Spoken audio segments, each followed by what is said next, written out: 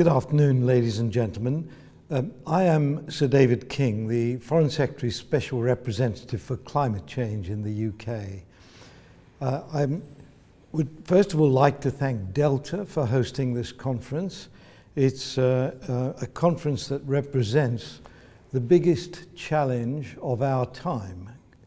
That is managing the problem of climate change.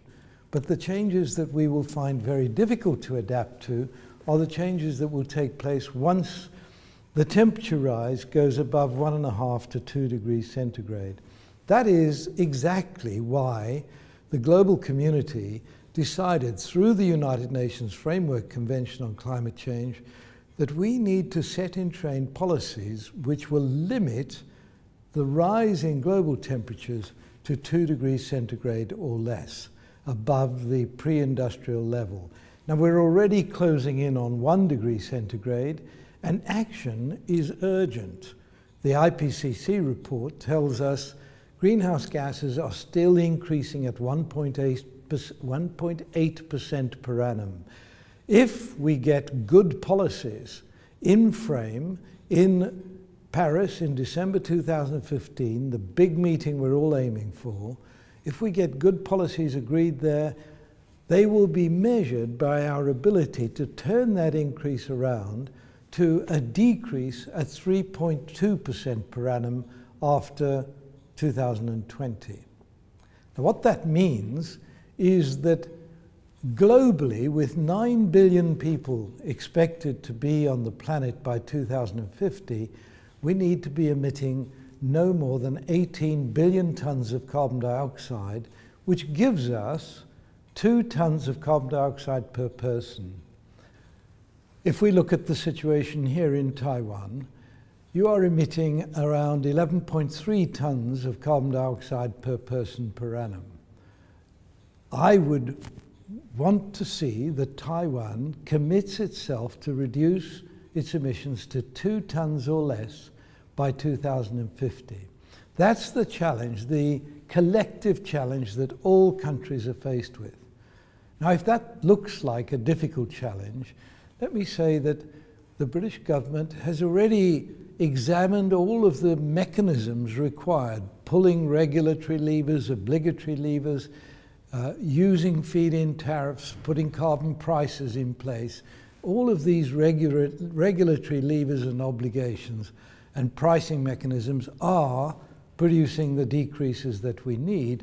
And in a sense, everybody benefits because the cost of installing photovoltaic energy sources, wind power turbines, is coming down year on year as the volume of production goes up to meet these reduction demands. The whole of the European Union is now on this trajectory towards an 80% reduction by 2050, and the European Union is likely to commit itself to a 40% reduction by 2030 en route to that figure. Now, the business community has a critical role to play. In the UK, the CBI has declared that something like 93% of our businesses have already benefited in one way or another from actions arising out of the climate change commitments, and in particular from actions around energy efficiency improvements.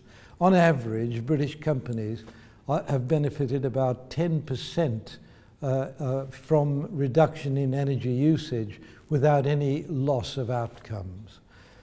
At the same time, we're seeing British companies investing more and more into low carbon futures, innovating, creating new markets.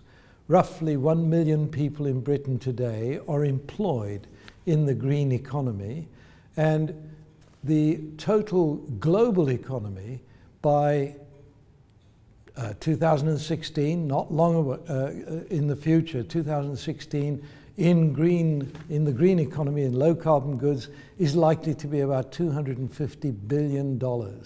So what we're looking at is a very big opportunity for those businesses that cast their eye into the future. I believe there's a set of opportunities. We can turn the risks into opportunities with a fully engaged business sector. That has to be the right way forward. I hope that today's conference will inspire Taiwanese society, particularly the business community, to look into the future, to see the opportunities and seize them going forward in time. I would suggest that you take a look at the Carbon Trust's website. The Carbon Trust is Britain's leading international group that has worked with the business community in Britain very successfully to bring about this transition of business thinking into the future where low carbon becomes an opportunity and not a risk to their business. Thank you very much for listening.